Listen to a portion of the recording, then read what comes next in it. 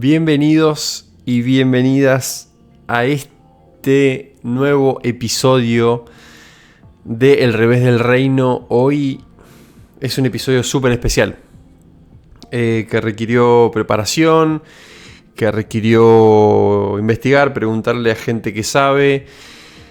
Es un tema muy delicado que, digamos, que puede impactar la vida de las personas, ¿no? Y yo tengo la ilusión de que este pequeño podcast llegue a esas personas que están necesitando liberación, que están necesitando otra perspectiva, otro punto de vista. Y la verdad que cuando pensé el tono de este podcast, pensé justamente en hablarle no a los que yo ya sé cómo piensan, en el sentido de que piensan como yo o algo así, sino dirigirme a las personas que quizás están en la búsqueda, ¿sí? O que quizá miran con cierta desconfianza otros puntos de vista en relación al tema de la homosexualidad. Y me gustaría que me des la oportunidad de que charlemos, ¿sí? Quiero que esto sea como una especie de charla de café juntos. Así que, bueno, sin demorarme más, quiero entrar en tema, ¿sí? La pregunta, la gran pregunta, o la pregunta que muchas personas se hacen, personas de fe se hacen, de fe cristiana, es: ¿se puede ser homosexual, se puede ser lesbiana plenamente y vivir una vida cristiana? La verdad que, bueno, mucho de esto yo en mi crianza siempre se me dijo que no, siempre hubo reparos, siempre más bien siempre se dijo no, no se puede ser homosexual y ser cristiano, hay que ser heterosexual, y para tener relaciones sexuales hay que casarse, y bueno, y era todo como un paquetito muy cerradito. Y la verdad que con el correr del tiempo y me encuentro con el Evangelio, me fui dando cuenta que había otras posiciones, y me fui encontrando, además de otras posiciones bíblicas, me fui encontrando con Jesús también. Y eso es algo que voy a dejar como para la última parte del video, que es un poco más mi punto de vista más particular sobre el tema. Pero a mí me gustaría como ir, que podamos en este encuentro, en este podcast, ir viendo pasaje por pasaje. Porque la verdad son pocos pasajes en la Biblia que se han utilizado con el fin de, son pocos pasajes a través de los cuales se ha llegado a la conclusión: la homosexualidad no puede ser parte de la vida cristiana. Estos pasajes, que no son más de 4 pasajes, ¿sí? Son poquitos pasajes, la verdad que tienen otras lecturas posibles. Y eso es un poco lo que quiero que hagamos juntos en este podcast, en esta charla. Bien, vamos como metiéndonos en tema. Y quiero anticipar que yo no voy a entrar en la cuestión como tipo, bueno, te aceptamos como sos, pero no aceptamos tu pecado, pero aceptamos al pecador, pero no al pecado, ni tampoco en la vía de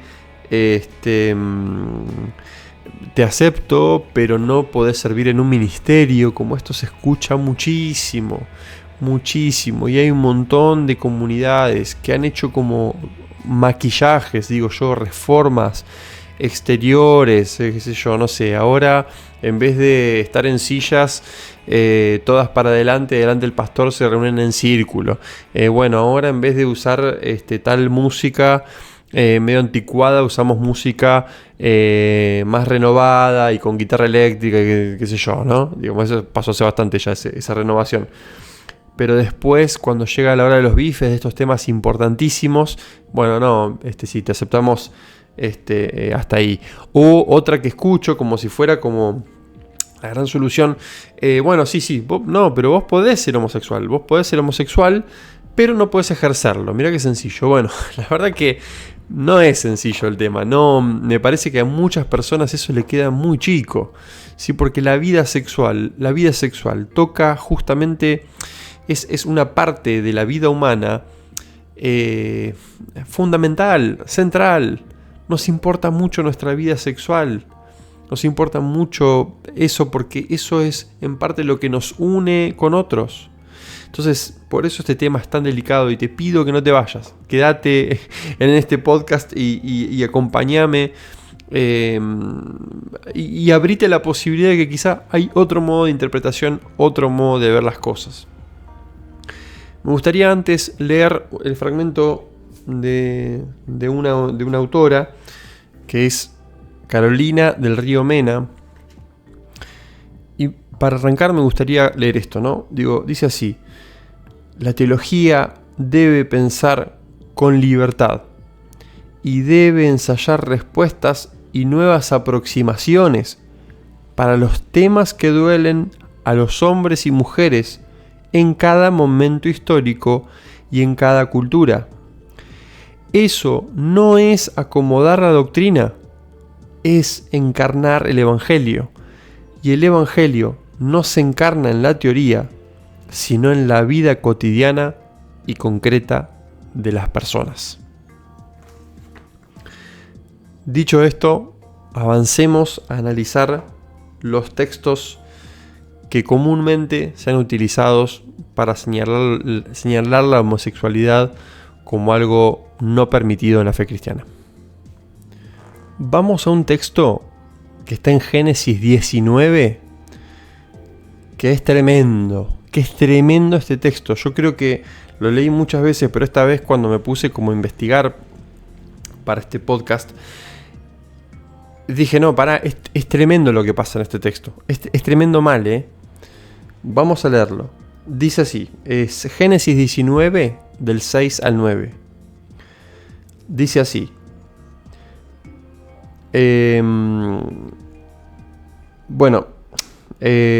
Estaba Lot medio escapándose de Sodoma, ¿sí? Pongo un poco el contexto. Dice, pero antes de que se acostasen, Lot había recibido 2 ángeles, ¿sí? Dos ángeles en su casa, ¿sí? ¿Qué sucede? Dice, antes de que se acostasen, rodearon la casa los hombres de la ciudad, los varones de Sodoma, todo el pueblo junto, desde el más joven hasta el más viejo. ¿Tá? O sea, entraron los ángeles a la casa de Lot y se juntaron todos los tipos de Sodoma alrededor de la casa. Ok. Y llamaron a Lot y le dijeron, ¿dónde están los varones que vinieron a ti esta noche? Sácalos para que los conozcamos. Cabe aclarar que en este contexto conocerlos es, abusar sexualmente de ellos, ¿sí? Conocerlos, esto es claro, para la mayoría de los teólogos esto es clarísimo como el agua, ¿sí? Está refiriéndose a eso. Entonces Lot salió a ellos, a la puerta, y cerró la puerta tras sí. Nos van a hacer pelota. Y dijo, os ruego, hermanos míos, que no hagáis tal maldad, les dice a esta gente.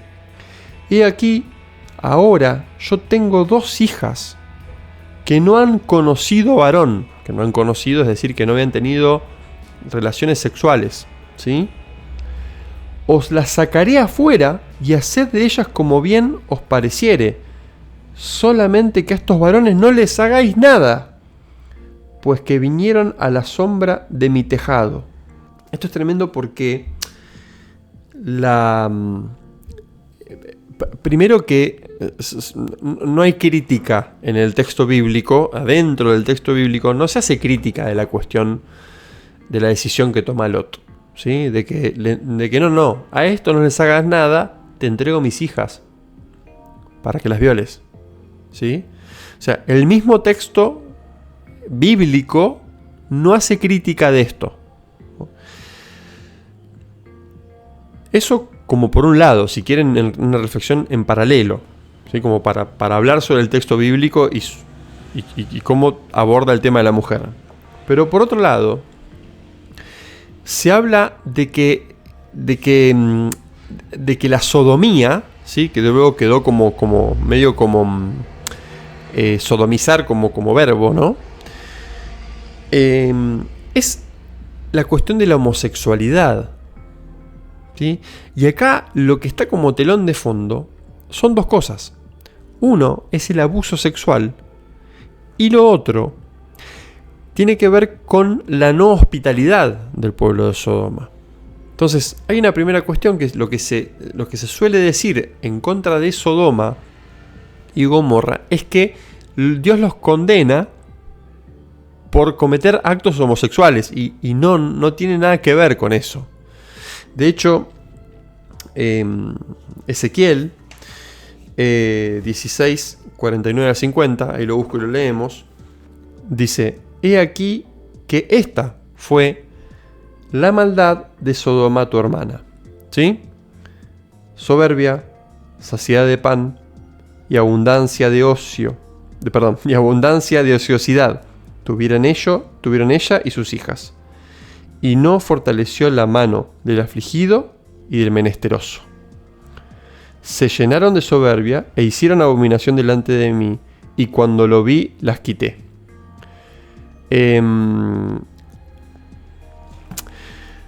Digamos, se está refiriendo a otra cosa que no es la homosexualidad. Lo que se está condenando ahí no es la homosexualidad en Sodoma. Primera cuestión, entonces, la sodomía no tiene nada que ver con la homosexualidad. Si llegaste hasta acá, ponle like, poneme un comentario, ayúdame a subir el algoritmo, a alimentarlo, a darle de comer y que este video llegue a más personas. Seguimos con el video. El pecado de Sodoma no es la homosexualidad. El pecado de Sodoma son otra lista de cosas que hasta Ezequiel ve, el profeta Ezequiel ve en su libro, en el libro de Ezequiel. Si uno ve incluso Jueces capítulo 19, se da una situación similar con respecto a las mujeres, esto como nota aparte, en esto de que se da una situación donde alguien quiere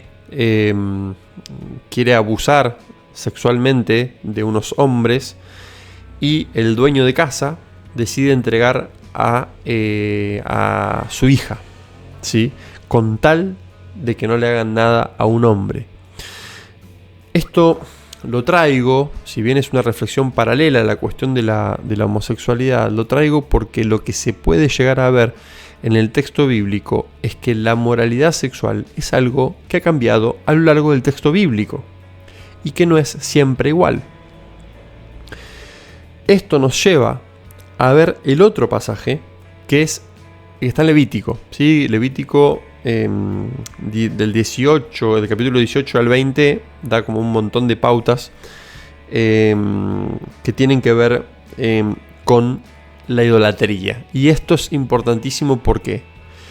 Porque si nosotros vamos al texto puro y duro, si agarramos el versículo, cosa bien protestante, no sé si sos católico, protestante o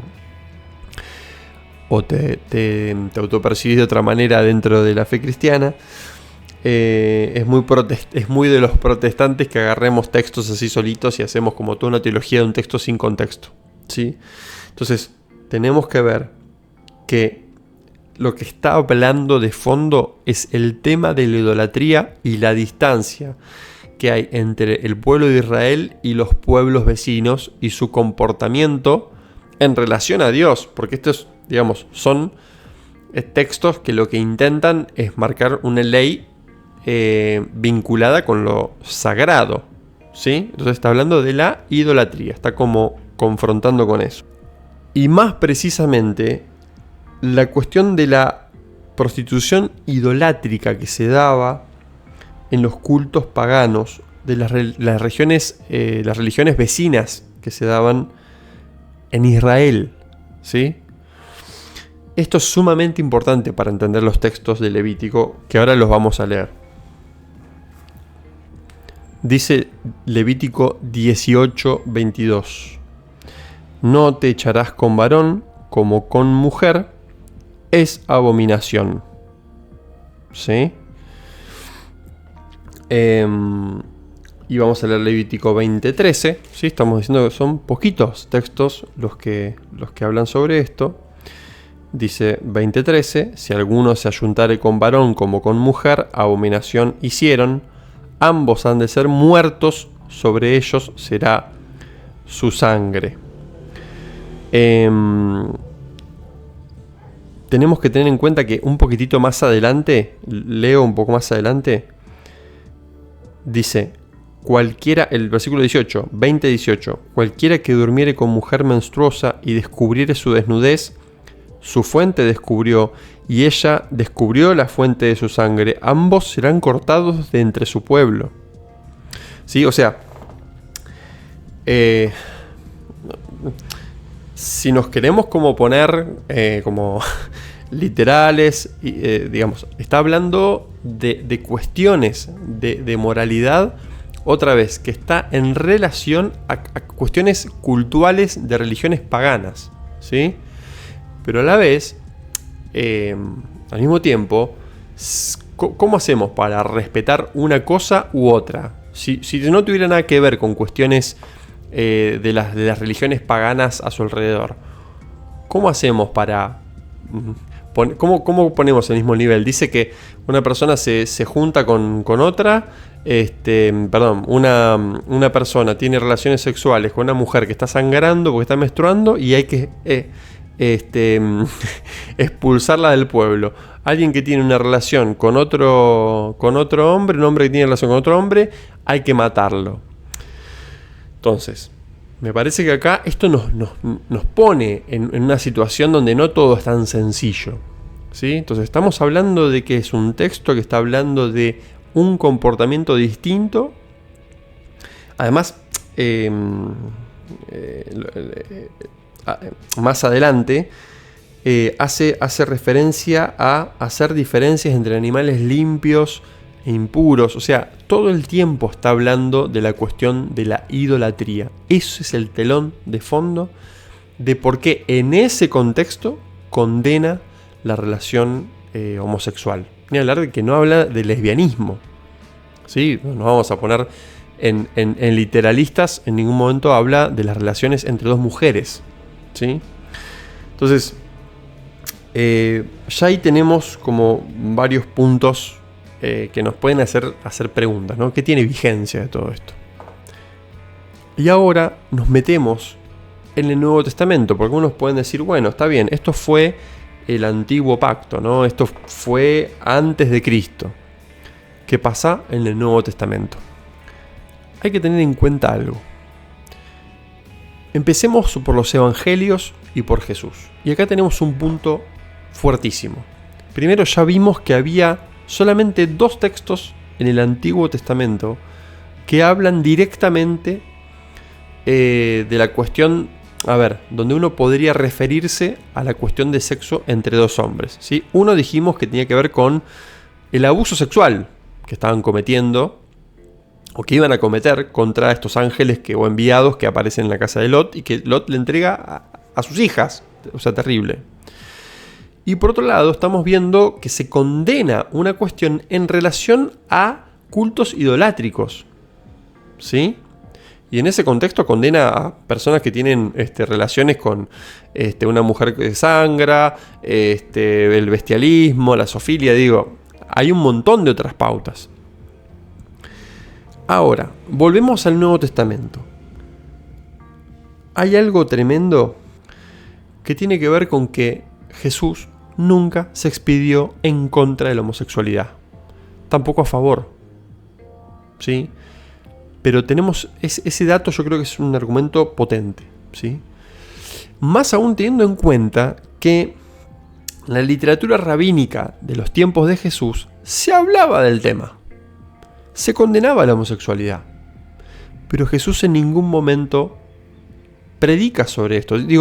Era un tema que estaba en agenda. Sin embargo, Jesús no se expide sobre eso.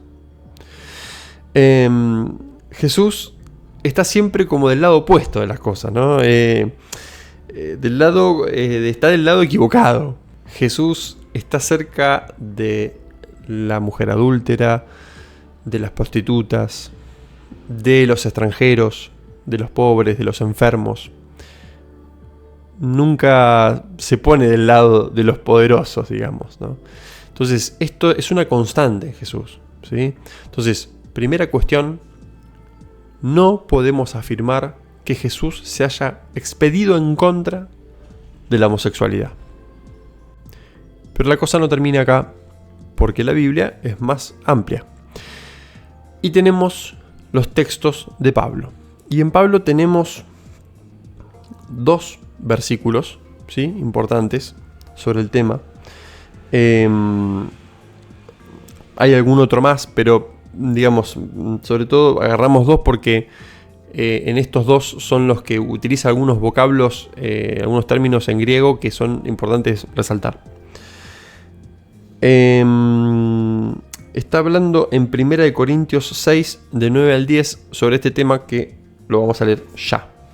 Veamos lo que dice 1 Corintios 6, del 9 al 10. ¿No sabéis que los injustos no heredarán el reino de Dios? No erréis, ni los fornicarios, ni los idólatras, ni los adúlteros, ni los afeminados, ni los que se echan con varones, ni los ladrones, ni los avaros, ni los borrachos, ni los maldicientes, ni los estafadores heredarán el reino de Dios. Y para esto tenemos una serie de señalamientos, ¿sí? En algunas traducciones directamente dice los que se echan con varones, dice los homosexuales, lo dice así directamente, se ha traducido. Ahora, ¿cuáles son los términos en griego? ¿Sí? Acá hay 2 términos que llaman la atención. Uno es los que se fueron traducidos como los afeminados, sí, que es la palabra malakos. Y el otro término que es traducido como homosexuales es un término bastante particular porque no era muy conocido en la época del término. Pareciera ser, me acuerdo haber leído por ahí que era algún neologismo de Pablo, que es arsenokoitai. Por un lado, cuando habla de malakos, que se traduce como afeminado, también cuando uno observa la cantidad de posibilidades de la traducción de una palabra, porque una palabra puede significar muchas cosas, se eligió esa traducción, pero sería más preciso traducir esa palabra no como afeminado, sino como libertino, licencioso, ¿sí? Es otra acepción. Y la verdad que cuando uno se pone a pensar en realmente consideramos que el Dios de Jesús, de verdad, con la mano en el corazón, consideramos que el Dios de Jesús va a expulsar a alguien por ser afeminado, va a impedirle la entrada al reino de los cielos por ser afeminado. Realmente con la mano en el corazón podemos ver a Jesús fijándose en ese tipo de cuestiones comportamentales que son más bien involuntarias porque una persona no elige ser afeminada, ¿sí? Digo, cuando vemos a un Dios interesado no solamente en lo que pasa en el corazón, sino en los actos concretos, en lo que hacemos con los demás, en el bien que hacemos, ¿cuadra esto con un Dios preocupado? De verdad, pregunto, por un aspecto más bien, vamos a decirle, estético, ¿sí? Cosmético casi, digamos, como, no sé si estoy usando apropiadamente las palabras, pero me refiero como algo superficial. A mí me resulta difícil de asimilar.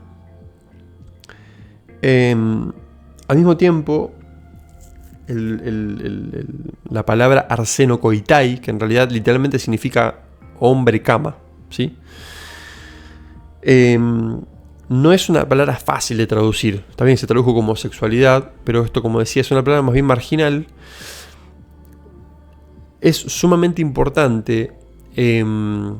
Muchos traductores lo que concluyen es que se está refiriendo otra vez, así como en Levítico y por contexto, a los cultos paganos, a la prostitución cultual, a la explotación sexual, no a simplemente alguien que se acuesta un varón con otro varón, ¿sí?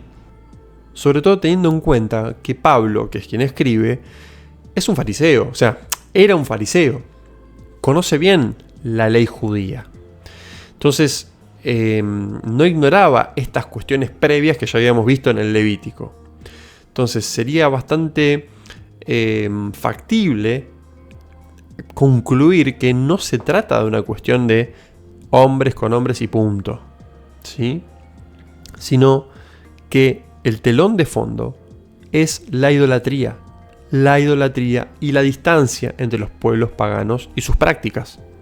Por último, quiero que veamos un texto de Romanos, porque hay otro texto en Timoteo donde también se habla de esto, pero también se utiliza el mismo el mismo término griego que es arsenokoitai. Entonces, me parece que no vale la pena como meterse en ese texto otra vez porque no aporta mucho más. Pero este texto de Romanos es un poco más complejo. Y es Romanos 1, 26 al 27, lo vamos a leer. Dice: por esto Dios los entregó a pasiones vergonzosas, pues aún sus mujeres cambiaron el uso natural por el que es contra naturaleza, y de modo igual también los hombres, dejando el uso natural de la mujer, se encendieron en su lascivia unos con otros, cometiendo hechos vergonzosos hombres con hombres, y recibiendo en sí mismos la retribución debida a su extravío. Este texto es el más difícil, pero acá hay dos cosas que son importantes destacar. Otra vez, cuando vemos el contexto de lo que está diciendo Pablo, está refiriéndose a la idolatría, ¿sí? Está hablando de la idolatría. Lo dice más arriba, ¿no? Por esto Dios los entregó. Está hablando de la idolatría. Y cuando habla eso como primer cuestión interpretativa, ¿sí? De contexto. Y como segunda cuestión, cuando está hablando de contranatura, o sea, contra los, porque la cuestión en griego ahí es para physin, ¿sí? Physis es naturaleza, y para es como no contra, sino como en exceso, o como lo mismo que paranoia, el mismo prefijo. Entonces, ahí uno podría argumentar que lo que está diciendo es que lo que están haciendo estas personas, que es el uso antinatural o contra natura, ¿sí? Como pudiese ser traducido, está hablando de una dimensión ontológica o esencial de la sexualidad humana. Y la verdad que eso no tiene que ver con la cosmovisión de Pablo. Lo que está haciendo ahí, está diciendo están haciendo cosas diferentes a los usos y costumbres de la época, no una cuestión objetiva y fija y esencialista de las cosas. Esto se puede extrapolar también a cuando dice que el uso natural, ¿sí? Del hombre es con el pelo corto y la mujer con el pelo largo, y por eso tiene que ponerse un velo, ¿sí? Y eso lo entendemos bien, que casi no se usa, salvo en algunas iglesias muy tradicionales. Entonces está utilizando el mismo término en griego, ¿sí? Sí, la verdad, a ver, como conclusión de esta cuestión, si les soy honesto, este último argumento me parece un poco más difícil, un poquito más forzado. Pero aún así, la verdad que a mí me persuade cuando veo a Jesús, ¿sí? Yo creo que la Biblia la tenemos que ver a la luz de Jesús. Y cuando yo veo a Jesús, no puedo imaginarme que Él esté preocupado por lo que hacen dos personas que consienten, ¿sí? Porque estamos hablando de que lo que se condena en otros textos es la falta de consentimiento, el abuso, ¿sí? Y no la relación sexual en sí entre dos varones o entre dos mujeres. Entonces, a mí, sinceramente, como cristiano, no puedo concluir que Dios se está fijando en cuestiones como cristiano. No puedo concebir a ese Dios del que me habla Jesús como alguien que se está fijando en qué hago yo en mi ámbito privado con otro, de forma consentida, no me entran en la mente, ¿sí? Ni en el espíritu, ni en la mente ni en el espíritu. Acá quiero volver a leer algo de esta autora que leí al principio, que me encantó. Dice: la Iglesia sigue anclada en una moral sexual centrada en el acto y no en la relación. Lo bueno y lo malo para la moral sexual católica, vale para la protestante también, es un acto, como por ejemplo tomar o no anticonceptivos o tener o no relaciones sexuales homosexuales. Y la verdad, cuando vemos a Jesús, esto se desmorona por completo, porque lo vemos a Jesús continuamente,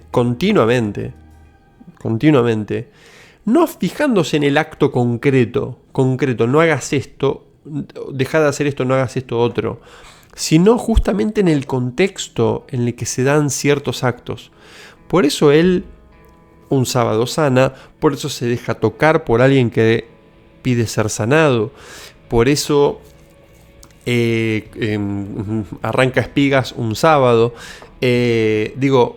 y muchísimas cosas más que Jesús incumple de la ley, porque no está fijándose en cómo cumplimos las reglas, ¿sí? Porque si no, el cristianismo sería un sistema de creencias solamente y de normas a cumplir, y la verdad que justamente lo que nos diferencia de otras religiones, de otros sistemas, que muy respetables por supuesto, es que no dependemos de un sistema de reglas fijo al que yo tengo que suscribir y adherir siempre. En el mensaje de Jesús lo que se ve no es esta cosa de adhesión siempre a algo, más allá del amor. Y el amor siempre es contexto. Siempre es contexto. No tengo más para decir ahora. Ya hablamos de los textos. Si este video te gustó, te parece que le puede servir a alguien, mandalo, ponele like, hace que sea visible. Comentame qué opinás también. Prometo contestar todo, o compartir, o alegrarme, o disentir con vos. Sos libre de hacerlo, y además me ayuda a que esto siga creciendo y se siga comunicando esta otra alternativa de el revés del reino. Les mando un beso y nos vemos en el 4.º episodio.